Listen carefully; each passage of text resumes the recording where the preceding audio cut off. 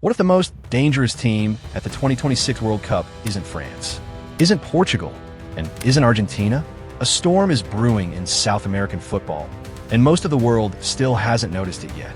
This is a team reborn from the ashes of national failure, battle-hardened by a historic unbeaten run, and fueled by a style of football designed to punish the powerful. Along the way, they've toppled giants like Germany, Brazil, and Spain, playing with a ferocious, relentless energy that has forced the football world to pay attention. They stared down the reigning world champions, Argentina, in a brutal Copa América final. And even in defeat after extra time, they proved something undeniable. Colombia belongs with the elite. But to understand why Colombia is the team nobody wants to see in their group at the 2026 World Cup, you have to go back to the heartbreak that almost destroyed them. This isn't a lucky run. This is a revolution born from chaos, fueled by belief, identity, and terrifying firepower. This is the story of how despair became dominance. March 29th, 2022. As the final whistle blew on the CONMEBOL World Cup qualifiers, a chilling silence fell across Colombia. In stadiums, in living rooms, in streets, usually filled with music and noise, everything stopped. For the first time since 2010, Los Cafeteros were not going to the World Cup. This wasn't just a failure to qualify, it was a national catastrophe. A team that had captured the world imagination only years earlier now faced a crisis of identity. Colombia didn't just miss a tournament, they lost their reflection. The qualifying campaign had been a slow, agonizing collapse. After a respectable start, performances steadily deteriorated. Confidence faded, rhythm disappeared. A humiliating 6-1 defeat to Ecuador exposed structural cracks, and a shocking home loss to Uruguay cut even deeper. The team looked rigid, predictable, and unsure of itself. A stark contrast to the fearless, expressive football that once defined Colombian identity.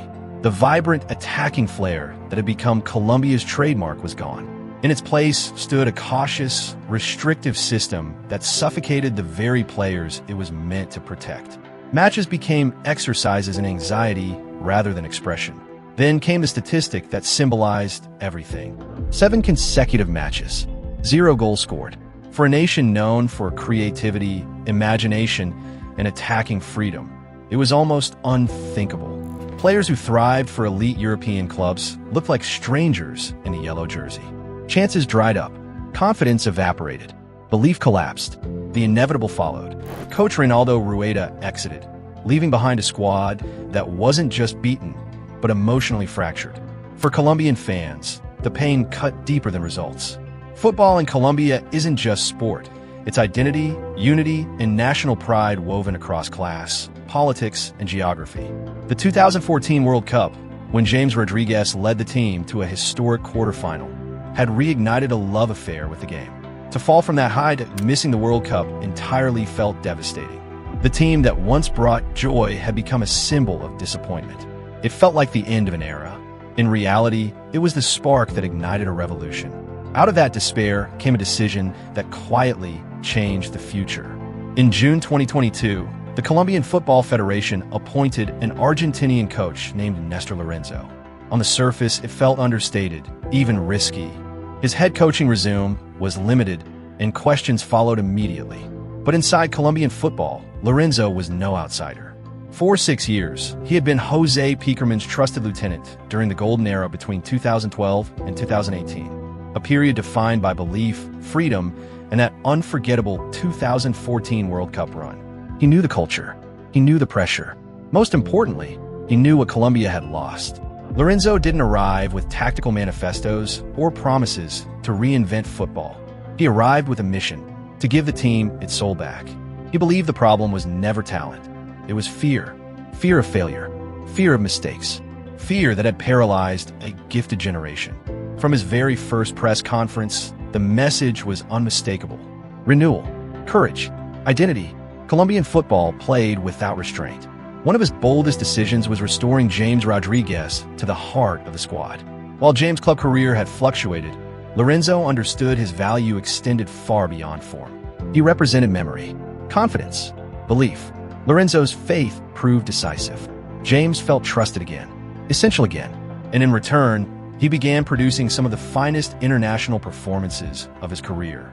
As one team psychologist observed, thanks to Néstor Lorenzo, he is happy again in the national team, and that happiness spreads to the entire group.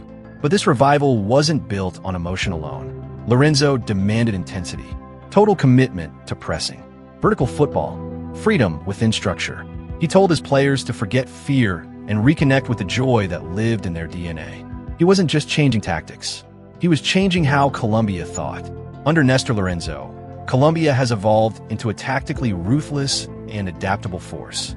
The rigid, predictable structures of the past have been discarded, replaced by a fluid system Lorenzo describes as organized chaos. At its core are two pillars: relentless high pressure and devastatingly quick transitions.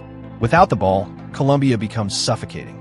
They often set up in compact 4-4-2 or 4-3-1-2 shapes, designed to clog central areas and funnel opponents into carefully prepared traps. This isn't reckless pressing, it's coordinated hunting. The trigger is simple: a pass into midfield, and the swarm begins. Colombian players collapse around the ball carrier with precision.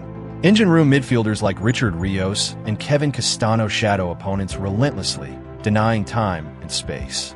Midfielders don't receive the ball comfortably, they survive it. The aim is clear: force mistakes in dangerous zones and strike when opponents are unbalanced.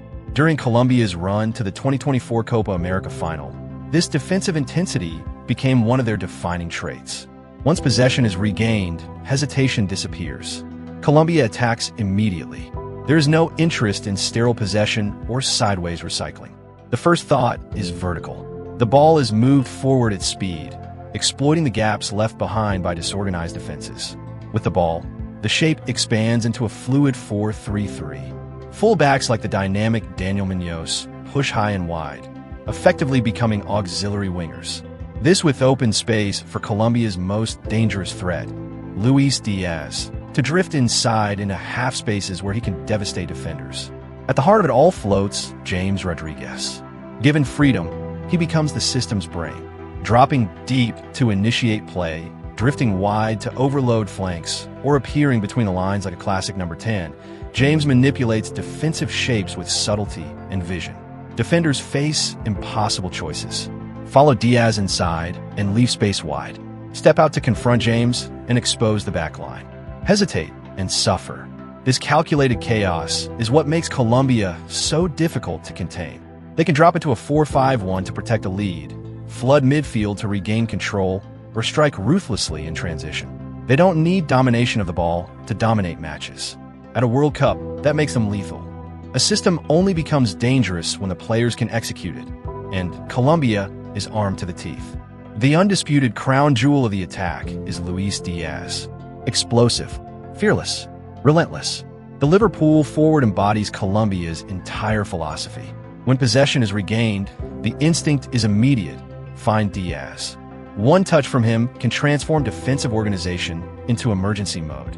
His pace, dribbling, and aggression make him devastating in transition, and his international goal record reflects that threat. But Colombia is not a one-man operation.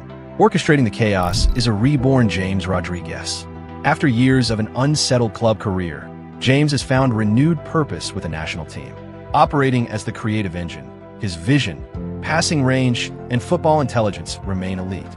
He leads from the front, sets tempo, and dismantles defenses with surgical precision. His resurgence peaked at the 2024 Copa América, where he delivered a masterclass, finishing as player of the tournament after recording a record 6 assists. Supporting them is a balanced, high-energy cast. Jefferson Lerma provides physical authority. Richard Rios brings dynamism and control. In defense, Daniel Muñoz and Johan Lacumi anchor a backline seasoned by elite European competition, offering stability and threat from set pieces. Depth ensures intensity never fades. Competition fuels hunger. This isn't just talent, it's firepower deployed with purpose. The Lorenzo revolution did not arrive quietly. It announced itself with a historic 28-match unbeaten run. This wasn't built against minor opposition. It was forged against the best. Germany fell 2-0 in Gelsenkirchen, Colombia's first ever victory over them. Brazil were defeated 2-1 in a World Cup qualifier. Spain followed soon after. Each win reinforced belief. Each performance validated the system. Colombia were no longer just talented, they were a machine. Lorenzo remained cautious, repeatedly downplaying the streak. It's about taking it one game at a time, he insisted. Inside the squad, confidence surged. By the time the 2024 Copa América arrived, Colombia were no longer outsiders. They were contenders. They stormed through the tournament, reaching their first final in 23 years. Waiting for them was Lionel Messi's Argentina, reigning world champions. The final was tense, physical, and unforgiving. One goal in extra time into the dream. The unbeaten run was over. The trophy slipped away. But Colombia didn't collapse. They proved they could go toe-to-toe with the best team on the planet and belong. The loss didn't break them. It hardened them. To understand Colombia's threat, you must look beyond the pitch. Colombian fans are legendary, vibrant, relentless, and impossibly loud. Every match becomes a celebration. Drums, chants, and waves of yellow that turn neutral stadiums into hostile territory. This passion travels. During the 2023 Women's World Cup in Australia, Colombian supporters overwhelmed home crowds with sheer presence. One Australian fan admitted, "It was the best atmosphere I've ever experienced, and it wasn't even my team." This support is a weapon. It fuels energy, sustains belief, and applies psychological pressure to opponents and officials alike. When Colombia plays, an entire nation arrives. So what happens when you put it all together? A team reborn from heartbreak, forged by belief, armed with speed, intelligence, and chaos, backed by one of football's most passionate fan bases. This is why Colombia is the scariest team to draw at the 2026 World Cup. For possession-heavy giants, Colombia is a tactical nightmare. Their press disrupts rhythm. Their transitions punish arrogance. They don't need 70% of the ball. They need one moment of chaos. They've beaten Europe's elite, matched South America's kings, and they're only getting stronger. Colombia doesn't politely eliminate giants. They drag them into chaos and wait. In just a few years, Colombia has engineered one of international football's most remarkable turnarounds. From missing the World Cup to becoming one of the most feared teams on the planet. They have the system. They have the stars. They have the belief. The heartbreak of the past hasn't been forgotten. It's been forged into armor. The question now isn't whether Colombia belongs. It's how far this reborn force can go. Can Colombia turn redemption into history? Let us know what you think in the comments below.